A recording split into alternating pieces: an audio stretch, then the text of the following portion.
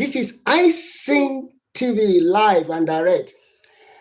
Ẹ mọ̀ pé lórí ìkànnì Islamization tẹ́ ẹ bá ti rẹ́mi ẹ mọ̀ pé gbàǹkọ̀gbì náà ni ó tún ti nídìí náà nìyẹn torí pé lórí ìkànnì yìí làwa ti ń sọ original dẹ̀ ni authentic ni legit ni gbogbo information táwa ń gbé wá lórí ìkànnì Islamization TV. Eléyìí tí a tún gbọ́ lónìí jẹ́ nǹkan tó ní agbára o, ó jẹ́ nǹkan tó ní agbára torí wípé à ń jèkúrò ọ̀rọ̀ kó tán láwo bẹ́ẹ̀ náà làwọn kan tó ń gbọ́wọ́ ẹ̀ sáwo. À ń jèkúrò ọ̀rọ̀ kó tán láwo bẹ́ẹ̀ ni àwọn kan tún sọ wípé tó àwọn ò gbọ́wọ́ ẹ̀ sáwo ni onímọ̀ọ́sẹ̀ ní kẹ́yìn èèyàn tó wá gbọ́ o torí wípé eléyìí tá a tún gbọ́ lónìí jẹ́ nǹkan tó ní agbára. Gbáǹkọ́gbì náà sì ni ètò tòní. Barrister Shitu sọ àwọn ọ̀rọ̀ kan tó ní agbára tó ní ṣe pẹ̀lú ilẹ̀ Yorùbá. Ìgbà tí mo dẹ̀ gbọ́ ọ̀rọ̀ yìí tí mo wo fọ́nrán yìí inú mi bàjẹ́ gan-an ni. I was so sad wípé à ń dèkúrò ọ̀rọ̀ kó tán láwo àwọn kan tó ń gbọ́wọ́ ẹ̀ sáwo. Àwọn tí state tí wọ́n ti ń experience àwọn nǹkan yìí kí ni ìgbádùn tí wọ́n ń rí níbẹ̀? They benefited nothing. And somebody wake up and say you want to introduce Sharia into Yorubaland. You want to introduce problem into Yorubaland. Ẹ jọ̀ọ́ gbogbo ẹ̀yin ọmọ Ọ̀yọ́ state, gbogbo ẹ̀yin gbogbo ẹ̀yin tí Ọ̀yọ́ tó kàn lọ́yọ́ state. Ẹ wá gbọ́ fídíò yìí o, ẹ mọ̀ pé eléyìí tí n bá ti gbé nǹkan wá lórí ìkànnì Islamization ó ti nídìí náà nìyẹn, original sí ni. Barrister Shitu sọ nǹkan kan wípé tí àwọn ará ìpínlẹ̀ Ọ̀yọ́ bá fi lè yan àwọn ní gómìnà ìpínlẹ̀ Ọ̀yọ́, àwọn ọmọ Islamize Oyo state ni. Bẹ́ẹ̀ ni fúnra ẹ̀ ló sọ nínú interview tó ṣe pé gbogbo Ọ̀yọ́ state pátálà pé in fact not only Ọ̀yọ́ state, they will try to bring other Yoruba state, they will Islamize it, fully Islamization. That is only the Christians that are intolerant, that they don't want Sharia to take place. Ṣé rí pé ọ̀rọ̀ yìí ní agbára? À ń dèkúrò ọ̀rọ̀ kó tán láwo bẹ́ẹ̀ náà làwọn kan sọ wípé àwọn tún gbọ́dọ̀ mọ́ gbọ́wọ́ ẹ̀ sáwo sí i. Ẹ wá gbọ́ ò Gbáǹkọ́gbì tún leléyìí mò ń mú yẹn bọ̀ ẹ wo gbogbo fọ́nrán yẹn. Ẹlẹ́ẹ̀kejì ẹ̀wẹ̀ ni wípé ọ̀pọ̀lọpọ̀ àwọn nǹkan kan wà tó jẹ́ wípé àwọn èèyàn àkíyèsí wàhálà dẹ̀ ń ṣẹlẹ̀ torí mo rí pé nínú fọ́nrán tí ọ̀pọ̀lọpọ̀ ń sẹ́ǹdì sí mi Islamization ẹ sọ̀rọ̀ lórí ẹ̀ ààrẹ Tinubu wọ́n fọ̀dà ní Turkey wọ́n ṣe kinní kan ní Turkey. That is not the point. Ibi tó yẹ kí gbogbo àjọ wò àwọn èèyàn wò bẹ́ẹ̀. Àwọn kan lórí ìkànnì yìí me I don't support anything tribal ẹnìkan anybody bàbá ti dàgbà. Ṣùgbọ́n nǹkan tí ààrẹ Tinubu lọ ṣe ní Turkey ló yẹ ká wò, kò í ṣe ìṣubú yẹn ló yẹ kọ́pọ̀lọpọ̀ ranjú mọ́ ààrẹ Tinubu ṣubú o ààrẹ Tinubu ṣe kinní kan o. Turkey ẹ jẹ́ ká wò, Turkey is a Christian state, Christian country ni wọ́n tẹ́lẹ̀tẹ́lẹ̀ kó tó di wípé wọ́n di kó tó di wípé wọ́n fully Islamize gbogbo country yẹn tán sọ country yẹn di Islamic country. Ohun tí ààrẹ Tinubu lọ ṣe ní Turkey ló yẹ ká wò, kì í ṣe pé ààrẹ Tinubu ṣubú o ààrẹ Tinubu ṣe pé kéde kan àgbàlagbà ti dé náà ṣé àbájọmọ kékeré ni. This is not the first time táàrí orílẹ̀-èdè máa ṣubú. Ó ti ṣẹlẹ̀ sí Joe Biden, ó ṣẹlẹ̀ sí Trump gan, ó ṣẹlẹ̀ sí Trump, ó ṣẹlẹ̀ sí Joe Biden, ó ṣẹlẹ̀ sí ààrẹ Tinubu. Ìyẹn kọ́ ni news. But the news is that what does Turkey have that will benefit Nigeria? Kò sí. Ìyẹn ló yẹ ká sọ̀rọ̀ lé lórí. Turkey does not have anything that can benefit us. We know how Turkey fully Islamized the whole country from Christian states. They turn everything upside down. Ìyẹn ló yẹ ká kàn wá pé bàbá Tinubu kí ni bísínẹ́sì wa pẹ̀lú Turkey when we already have insecurity, when we already have bandit infiltration, when we already have terrorist infiltration, when we us that is affecting our security. Ṣọ̀kọ̀lọ̀kọ̀ à ń gbé pé bàbá ṣubú bàbá ò ṣubú bàbá ṣubú ìyẹn kọ́ la fẹ́ jẹ. Anybody ló lè ṣubú. Ẹni tí ò tó bàbá gan ṣubú, àgbàlagbà ń ṣubú. Ọ̀nì normal day gẹ́gẹ́ pé inú kìíní kan àwọn tó jẹ́ irú èjì bàbá Tinubu gan ọ̀pọ̀lọpọ̀ wọn ò sí ní active service mọ́ because of age. But kí ni bàbá yìí lọ ṣe ní Turkey? Ìyẹn ni ìbéèrè tó yẹ kọ́pọ̀lọpọ̀ wá béèrè tọ́pọ̀lọpọ̀ béèrè. Ìyẹn ni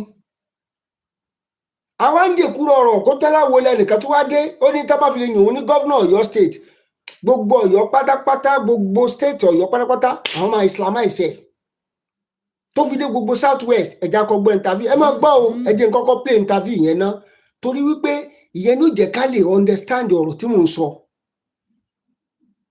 ìyẹn ló jẹ́ ká lè understand ẹ̀ èèyàn tó lòun fẹ́ Islamize gbogbo Ọ̀yọ́ ẹ̀dẹ̀mọ̀ pọ̀ Ọ̀yọ́ state pay setter ni tí nǹkan kan bá ti ṣẹlẹ̀ lọ́yọ̀ọ́ ó ti ṣẹlẹ̀ káàkiri nìyẹn wọ́n ti try rẹ̀ tẹ́lẹ̀ ní Ṣakí wọ́n try rẹ̀ ní gbogbo àwọn àdúgbò yẹn wọ́n try rẹ̀ gan Ìbàdàn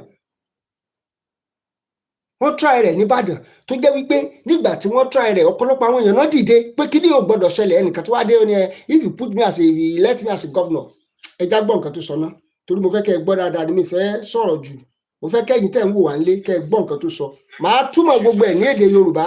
Yorubas from the southwest have lived peacefully amongst ourselves and we're perhaps the most accommodating of every ethnicity in Nigeria. We're very tolerant, religious, and very open. Are you saying that because you're a Yoruba man? I'm speaking facts. Those are very objective questions. Okay. Sir, we're very accommodating, we're very tolerant. Okay. There is hardly any Yoruba household that does not have a mixture of all the religions, Yes. including mine. My own father was a reverend gentleman. Okay. Even though he was a sales boy, he was a reverend gentleman. Okay. But I have uncles, his own brothers, who are Muslims. I never had my father say any derogatory word about Muslims. Okay. Not once in his 82 years of existence. Okay. Not once. Okay. Our house in Yemetu, I was born in Ibadan. Okay. Our house in Yemetu, we had Muslims. We eat salah rams. I never had anything discriminatory. Nobody look radiant. So here's the deal, sir. Suddenly, some Yoruba leaders of the Islamic faith rose up and said, we want Sharia, some elements of Sharia legal jurisprudence to be incorporated into our, secular legal. And I was stunned when I actually saw you amongst them, because you are a leading Islamic figure. Thank God. Why do you think Sharia is the... Let me ask you. Yes, sir. How does Sharia, if it is institutionalized, how does it affect you, a Christian? It affects me because of what I see happening in other parts of Nigeria. Are there not Christians in Kano, in Maiduguri? Sir, even though I'm the one asking the question, yes. The question I'm putting to you is that what has been the fallout of the introduction of Sharia Abio. out of Nigeria? How does it affect you negatively? That's the question I have. How does it affect Christians in those places? Sir, Christians have been, discriminated against. They can't get land for churches. They are being killed. They are being taken to Sharia courts. Who is killed? Sir, the next item after religion. Sir, the next item after introduction of Sharia legal jurisprudence is to set up the Hizbah police that says you can't drink this, you can't go to parties, you can't do this. Tolerance for Really? Yes, you are very intolerant. With the evidence, there is no evidence anywhere. There is no evidence anywhere. We are operating the same 1999 constitution as amended. Let me ask you pointedly. Yes. Would you introduce Sharia if you become governor of your state? Well, if the people ask for it, let me tell you, even the constitution says it should be established wherever it is demanded. So it's open. You may introduce it is Sharia. Open because the constitution allows it. Mm. I don't run away from battle zone. The Obafemi Awolowo that you and I Yes. is ideology. Yes. Did he profess anywhere? Let me tell you, it was Obafemi Awolowo who introduced Pilgrims Welfare Board. Not even a Christian, That's not introducing Sharia. It is part of Sharia. It is part of Sharia. I mean, a lot of people oppose Sharia, people like you, out of intolerance. No, that is true. That's not correct, sir. Let me tell you, if there is Sharia in any community, no Christian can be forced to go in on that Sharia. Because the Constitution is supreme, we have courts, we have legislature, we have lawyers. So how would anybody be forced to come under Sharia and he will not take a lawyer to defend his rights? Sir, is there any provisions in our normal legal jurisprudence that the laws of Nigeria cannot adequately cover that? Yes, we don't need Sharia? Yes. I'll give you that. I got married under Islamic law. If I want to divorce, God forbid, if I want to divorce any of my wives, where do I take the divorce case to? Do the normal courts not? The normal court, do they know Sharia? Do they know the provisions of the Sharia? Customary courts don't know. Also, do the illiterate in Sharia? Call a lawyer and illiterate in the Sharia, about Sharia law, under which I got married. I doubt if Yoruba people support your candidates. You are talking as if every Yoruba man is a Christian. Of course, I know. I just told you. There are Muslims who want Sharia. In fact, even in Lagos State, there are Sharia panels, non-governmental Sharia panels. There is in Oyo, there is in Ibadan, there are in many communities, even in Ekiti. Let me ask you this. That I saw you. When I told a friend of mine last night, so I was bringing you. You know what he said, sir? What did he say? He said, oh, please, Wale, I beg you, make sure you ask him what I am ready. What are you doing? I am ready. I should ask you, what are you doing with Sheikh Abubakar Gumi? Simple. Why are you bringing I didn't bring terrorist sympathizer? I didn't bring him, and I don't agree with him on his position about. Well, why are you not being with him, sir? Not being the Muslims of the North, Muslim scholars of the North, and Muslim scholars of Yorubaland had a meeting about unity. And they invited many of us, and I went there. In fact, the day I went to the meeting, I was traveling abroad. I just got in there, spent about an hour or so, and left abroad. So what is the problem? Let me tell you, interestingly, Gumi has a police orderly following him all over the place. If the government did not find him sufficiently guilty to not only arrest him, but also goes, gives him police order. Who am I to discriminate against him? Okay. Let's rest on that. Who wins 2027 elections? God will decide. Oh, you mean at the presidential level? Yes, at the presidential level. I know by the grace of God, but I meant to know who will remain as our president. So, Peter Obi, Atiku Abubakar. Now, there are some things I want us to understand here. Gumi came to Ibadan when they were killing serious Yoruba people in Kwara State. This Gumi has never condemned it. He was even going about pleading for bandits, telling the government what to do. The same man, this Shitu, have meeting with Gumi in Ibadan. You can see the way they are. I've said this several times on this channel, that the way this Islamization agenda is gradually going in Nigeria, before we open our eyes, in the next 5-10 years, the whole of Nigeria will have fully Islamized. I know somebody will say, God forbid. Yes, that is how they started in Turkey. That is how gradually they started in Turkey. That's why I asked the first question, that what is our president doing in Turkey? We don't have anything together. Nigerian government should have partnered, since we have biggest churches, biggest things in Nigeria, that's no Christians. Nigeria should have partnered with Israel if they really want to end terrorism. The Nigerian government should have partnered with all those, like US is now coming. Are you saying US will now partner with Turkey? Turkey, that they know that they are also backing the terrorists? Are we saying America is not enough? Are we saying America is not enough to secure, to give us what we want to tackle the insecurity? That is now Turkey. Turkey, that we know how they Islamize a whole country. Somebody is now coming and say, if you elect me now, I will Islamize the whole state. I will Islamize the whole of Southwest. Gradually, they are putting us in danger. Gradually, they are putting us in danger now. Yoruba will say, wọ́n ní díẹ̀ ní igi mú ẹlẹ́dẹ̀ ń wọnú ọgbà. Ṣé kò tí wàá mọ̀ ṣẹlẹ̀ báyìí? Somebody is talking and say, Gumi, that you people supposed to condemn. Condemn. You marry under Islamic Kinikan. When you want to do something, you can go to Islamic Kinikan. The question that man asked him, kò dáhùn ìbéèrè yẹn ní Shitu yẹn. Ẹ̀yà ará Ọ̀yọ́ state, mo ti ẹ̀jẹ̀rìí náà. Àwọn èèyàn, mo ti ẹni dìbò fẹ́ni tẹ́ pé kíní gan. a kàn ń sọ ilé fún awareness ni. Èèyàn tó bá ti sọ pé òun máa Islamize state yín, mo bá náà tó sọ pé Oríyọmí náà sọ kankan tó jọ mọ́ àwọn nǹkan, anybody tó bá ti ní agenda àti mindset yẹn, ẹ gbà pé wọn ò lè ṣe nǹkan gidi, wọ́n máa da state yẹn rú ni. Wọ́n máa da state yẹn rú ni. Àwọn lọ́balọ́ba la sì ń fight lé lórí. Tó bá di pé Islamization no Islamization again náà tún wọlé ńsìn, that is another trouble. Tàwọn lọ́balọ́ba la sì ń jà lé lórí tá àti ìrìyànjú yìí.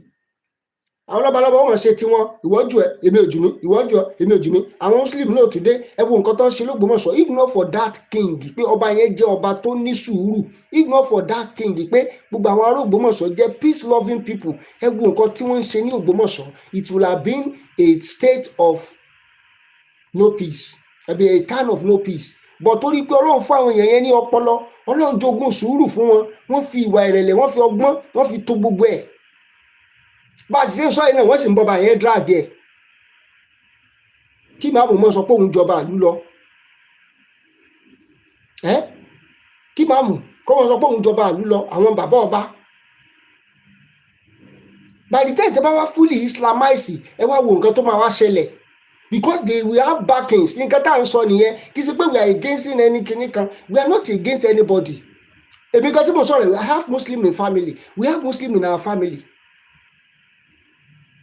Àdé ń jà, ṣùgbọ́n immediately tí wọ́n bá ti introduce Sharia yẹn, ẹ wo àwọn alákatakítí nílọrin, ẹ wo nǹkan tó ń dánwò nílọrin. Wọn ò tí Islamize Sharia ní fully nìyẹn o. Tó bá Islamize ẹ̀ fully nísìn, they will say nobody should do any religion, either you are Christian, you are Muslim, no, you are Christian, you are Islamic traditional, kò sí tó jọ ju Muslim nìkan Islam lọ. Ṣé bó náà ti bẹ̀rẹ̀ ní north yẹn sìn? They are doing it in the north. They are saying what, convert to Islam or pay for your life. If you are a Muslim, you will not pay. If you are a Christian, you will pay. You have to pay for your blood. Are we in persecution time? One persecution time, no buy. You have to pay for your own blood to live. So tó bá sanwó lónìí, you are able to pay for your life. Then in the next 1 month or 2 months or 3 months, they will come back again and say you have to pay if you want to live. If you don't want to convert to Islam, you better leave this land. They will leave their ancestral land, and somebody is talking as if àwọn ọ̀rọ̀ tó tẹ̀ yẹ kéèyàn máa gbọ́. Ilẹ̀ Yorùbá ti ń lálàáfíà, kí ló dé tí wọ́n fẹ́ da ilẹ̀ Yorùbá ìlú? Ilé ìgbà tí Fúlàní ń pàwọn èèyàn lókè Ògùn ní gbogbo Ìbàràpá nǹkan kan tí àwọn bàbá Fúlàní yẹn tó ń ṣe gbogbo nǹkan tó ń ṣe ní gbogbo ìgàngán nǹkan kan yẹn, ẹ̀yin ò jáde o kẹ́ ẹ condemn wọn pé nǹkan tó ń ṣe yìí ò dáa o. Gbogbo nǹkan tó ń ṣe ní Kwara State, the gómìnà side, jáde, but the only mindset ni pé tá bá ti dìbò fún yín sìn, you want to turn your state to Islamic state. Kí ló dé? Ní ìgbà tí Arẹ́gbẹ́ṣọlá wà ní gómìnà nípínlẹ̀ Ọ̀ṣun, àwọn èèyàn mọ bí ó ṣe frustrate life àwọn tó di extent that wípé àwọn ọmọ traditional wọ́n ń wọ ẹ̀kú eégún, àwọn ọmọ babaláwo wọ́n ń wọ aṣọ babaláwo, wọ́n ń wọ lọ sí school. Àwọn kí lorúkọ ẹ̀, àwọn Christian wọ́n ń wọ kásọ̀kì, wọ́n ń wọ lọ sí school. Ó dojú gbogbo ẹ̀rú pátápátá. Kí ló dé? Kí ló dé? We have America there, we have Israel there. Partner pẹ̀lú àwọn yẹn wípé you want to end terrorism, you are partner with Turkey. Kí lẹ̀ ń wá ní Turkey gan? Ìyẹn ló kan èmi. Gbogbo táwọn yẹn ń gbé yẹn president wa ṣubú, kò sẹ́ni tí ò lè ṣubú, àgbàlagbà ni. Ìyẹn ò tiẹ̀ kàn wá rárá, kò sẹ́ni tí ò lè sẹ́ni tí ò tó president ṣubú náà. Ẹni tó dẹ̀ ju president lọ́nà ṣubú, àwọn àti láwọn president àgbáyé tán ṣubú, tán dẹ̀ dìde padà. So ìyẹn kọ́ ni news. The news is that what does we have in benefit? What do we need to benefit from Turkey? Ìyẹn ni nǹkan tó yẹ ká máa deliberate lé lórí. Deliberate lórí ìyẹn. Pé kí ni nǹkan tá a fẹ́ benefit látara Turkey? Ẹnìkan tó wá dé sìn, ó wá ní òun fẹ́ Islamize Oyo state. Gradually àwọn tó máa Islamize West.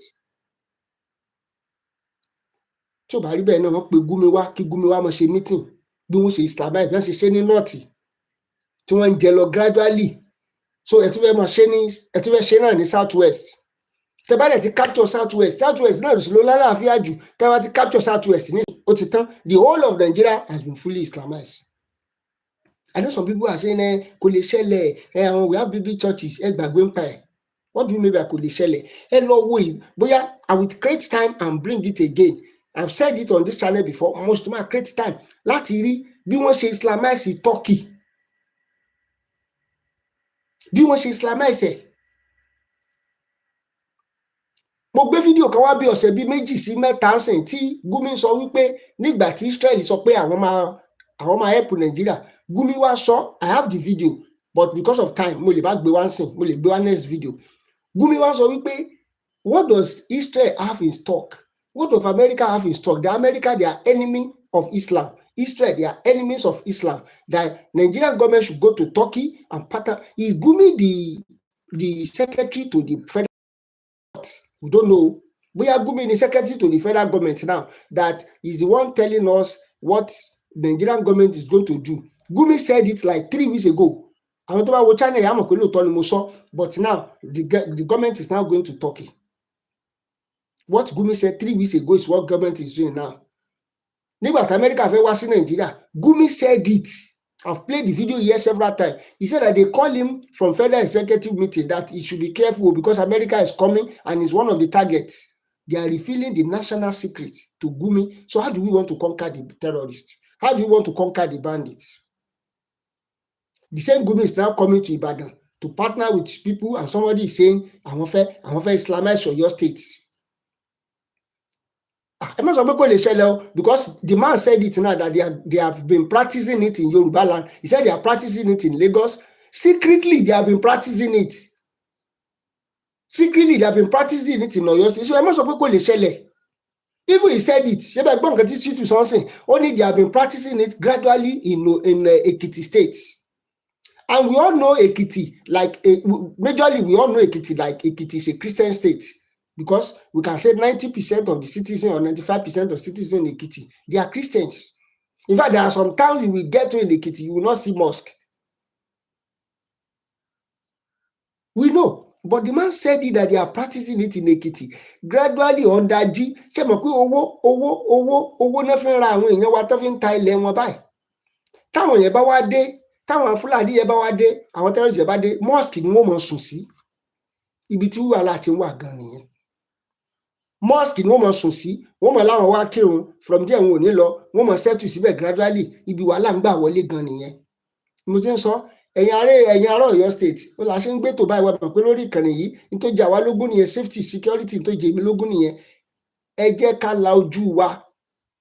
Èèyàn tó bá ti da omi àlàáfíà Ọ̀yọ́ state rú, ẹ má dìbò fún.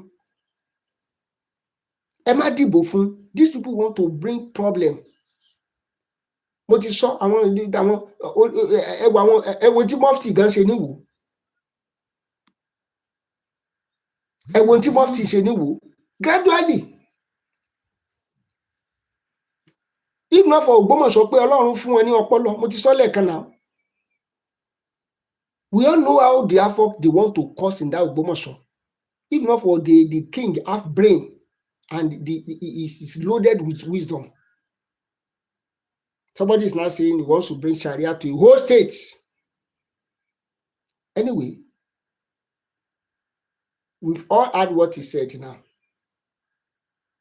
Let me hear your own comment in the comment section. Let's discuss in the comment section. Ṣé nǹkan tí Shitu sọ yìí ṣé ẹ like ẹ? Àbí kí ni ìgbésẹ̀ tó yẹ ká gbé? Ààrẹ Tinubu tí wọ́n lọ sí Turkey. Kí ni ẹ̀yin rí pé oore kan àbí àǹfààní kan tó lè jáde láti Turkey tí ààrẹ Tinubu lọ? Ẹ já pàdé ní comment section. Islamize TV, lélẹ́yìí. Please make sure you like, share and subscribe for more on this channel. Ẹ ṣé o 10:30 sí wa ní gbogbo ìgbà. Islamize TV.